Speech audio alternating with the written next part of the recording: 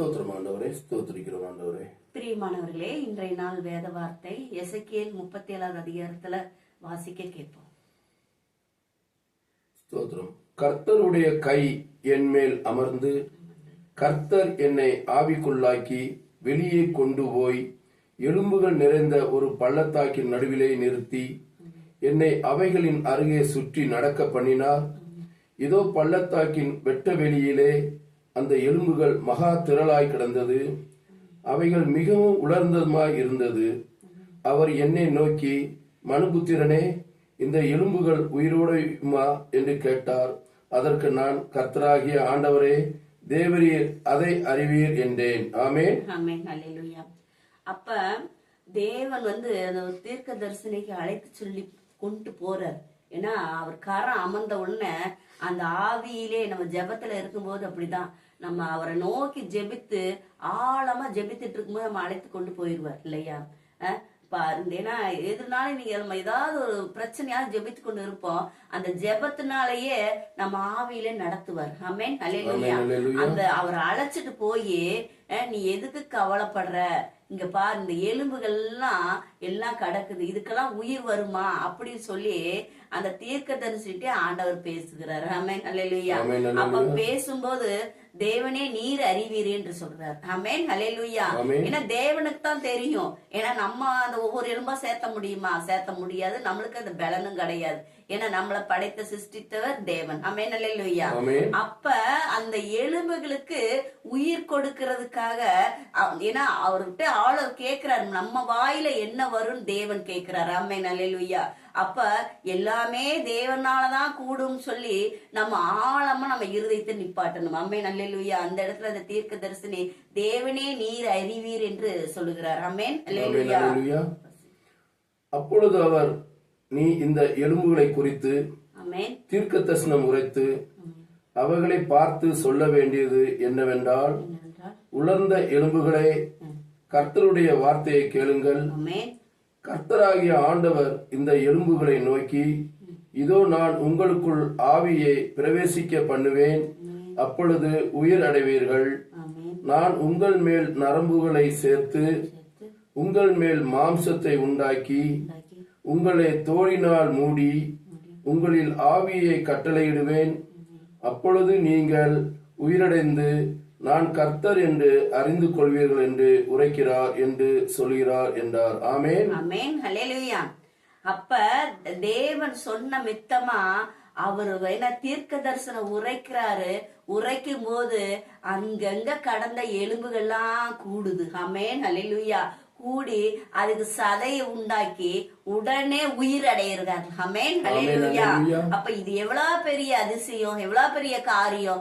இப்படிதான் நம்மளுக்கு தேவன், ஏன்னா நம்ம சபைக்கு போற ஒரு தீர்க்க தரிசன வார்த்தை வருது, இதையெல்லாம் யாருக்கோ நினைக்க கூடாது. நம்ம ஒரு பிரச்சனையில இருந்தோம்னா தீர்க்க தரிசனம் உரைச்சாங்கன்னா இந்த வார்த்தை தேவன் நம்மளுக்கு தான் கொடுத்திருக்காரு சொல்லி நம்ம விசுவாசிச்சோம்னா இந்த அற்புதத்தை நம்ம காண முடியும். ஆமென். ஹல்லேலூயா.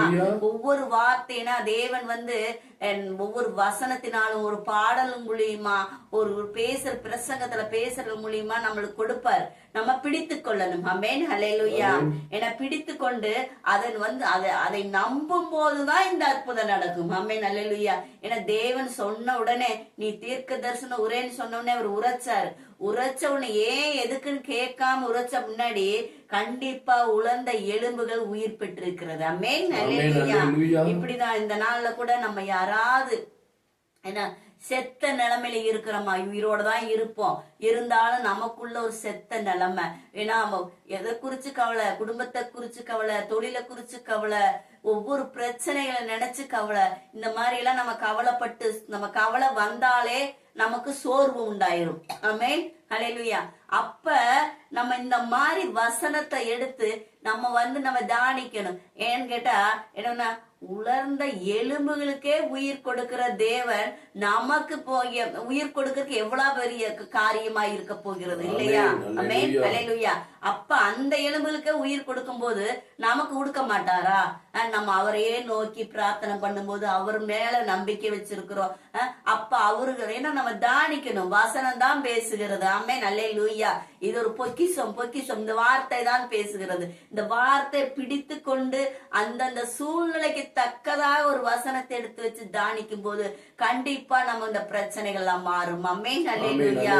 அப்ப நம்ம நம்ம சோர்ந்து போய் மூளையில உட்கார கூடாது. இப்ப தேவன் என்ன சொல்ற, தாவீது ஏன்னா துக்கமா இருந்தாலும் என்ன சொல்லு, என்னை களி கூறு அப்படிங்கிறார். அப்ப நம்ம பிரச்சனைகள் இருக்கும்போது தேவனை நோக்கி நம்ம களி கூறும் போது தேவனோட வார்த்தையை எடுக்கணும். ஏன்னா நம்ம சூழ்நிலைக்கு தக்கதாக அந்த அந்த வார்த்தை எடுத்து நம்ம தானிக்கும் போது அதை விசுவாசிக்கணும். இந்த வார்த்தை நம்ம படிச்சு ஆண்டவரே நம்ம கேட்கலாம், தேவன்கிட்ட கேட்கலாம், தேவனே இப்படியெல்லாம் நீங்க ஒரு காரியம் செஞ்சிருக்கிறீங்களே, இந்த காரியம் எனக்கு செய்யுங்கன்னு சொல்லி. ஏன்னா யாக்கோபு எனக்கு நீங்க எனக்கு ஆசீர்வதிக்கலன்னா உங்களை விடவே மாட்டேன் அப்படின்னு அவரு விடவே இல்லை, கடவுளை விடவே இல்லை, புடிச்சுக்கிட்டாரு இல்லையா, அப்படின்னு காலை புடிச்சுக்கிட்டாரு. ஏன்னா அவர் போக முடியல, கடவுள் போக முடியல. அது மாதிரி நம்ம யாக்கோபு மாதிரி எல்லாம் பிடித்து கொள்ளணும். ஏன்னா பிடிவாதம் எங்களுக்கு இந்த அற்புதத்தை செய்யுங்க, இவங்களுக்கெல்லாம் செஞ்சீங்களே எங்களுக்கு செய்யுங்கன்னு சொல்லி நம்ம கூட தேவன் கூட நம்ம ஏன்னா வசனத்தை சொல்லி கேட்கலாம். கேட்கும்போது அவர் அன்பானவர், அழகானவர். அவர் ஏன்னா நான் கேட்டா நான் ஏன்னா செய்யக்கூடாதபடிக்கு என் கை குறி போகலன்னு சொல்லி இருக்கிறாரு. ஆமென், அல்லேலூயா. ஏன்னா அவர்கிட்ட கேளுங்கன்னு தான் சொல்றாரு, கேளுங்க நான் கொடுப்பேன்னு தான் சொல்றாரு. அப்பனா நம்ம வாயை திறந்து கேட்க மாட்டேங்கிறோம். சோதனை வந்தா ஏன்னா எல்லாத்துக்கும் நம்ம பிறருக்கு அட்வைஸ் பண்ணுவோம். நம்ம என்ன பண்ணிடுவோம், நமக்கு ஒரு பிரச்சனை வரும்போது சோர்ந்து போய் உட்கார்ந்துருவோம். அதுதான் கூடாது. ஏன்னா நமக்கு ஒரு பிரச்சனை வரும்போதும் மற்றவங்களுக்கும் வசனத்தை சொல்லி அவங்களுக்கு ஆறுதல் சொல்லணும்.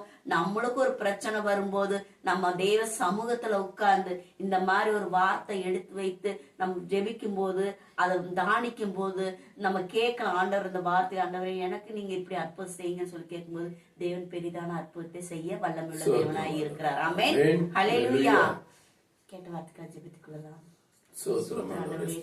ராஜா சோத்திரிக்கிறேன். இந்த வார்த்தை ஒவ்வொருவரும் கடந்து செல்லட்டும் சாமி. கர்த்தாவே யாரெல்லாம் சோர்ந்து போய் இருக்கிறாங்களோப்பா தகப்பனே, கர்த்தாவே செத்த நிலைமையில இருக்கிறாங்களோ தகப்பனே, இந்த வார்த்தை அவர்களை பலப்படுத்தட்டும் சாமி.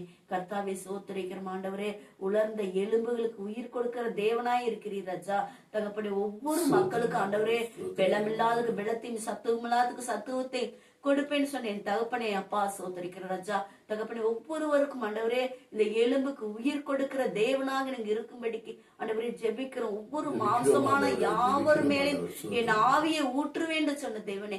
அப்ப ஒவ்வொரு மேலும் உன்னோட ஆவியை ஊற்றி ஆண்டவரே அவர்களை பலப்படுத்தும்படிக்கு நாங்க ஜெபிக்கிறோம், உயிர்க்கும்படிக்கு ஆண்டவரே. அவர்கள் தகப்பனே ஒன்றுமே முடியாது என்று ஆண்டவரே யாரெல்லாம் அந்த கஷ்டத்துல இருக்காங்களோ அந்த கஷ்டத்திற்கு ஒவ்வொருவர் மேலும் உங்க கரம் வெளிப்படும்படிக்கு நாங்க ஜெபிக்கிறோம் தகப்பனே. ஒவ்வொருவரையும் ஆண்டவரே உங்கள் கண்கள் 7 திசையிலும் சூழ்ந்து கொண்டு இருக்கிறது ராஜா தகப்பனே. ராஜா சோதரிக்கிறோம், யாரெல்லாம் எந்த பிரச்சனையில் இருந்தாலும் ஆண்டவரே இந்த நாள்ல கூட அவங்க பிரச்சனைகள் எல்லாம் நீர் மாத்தும்படிக்கு நாங்க ஜெபிக்கிறோம் சாமி. ஆண்டவரே உங்க கரம் ஒவ்வொரு பக்கம் ஆண்டவரே வெளிப்படும்படிக்கு தகப்பனே. கிட்டத்துக்கு மட்டும் தேவன் அல்ல, தூரத்துக்கும் தேவன். எங்க ஜெபித்தாலும் ஆண்டவரே அந்த ஜெபம் ஆண்டவரே ஒவ்வொருவருக்கும் போய் சேரும்படிக்கு நாங்க ஜெபிக்கிறோம் சாமி. ஒவ்வொருவரையும் ஆசீர்வதிக்கும்படி ஜெபிக்கிறோம். ஜீவனுள்ள நல்ல பிதாவே, ஆமென், ஆமென். ஆண்டவருக்கு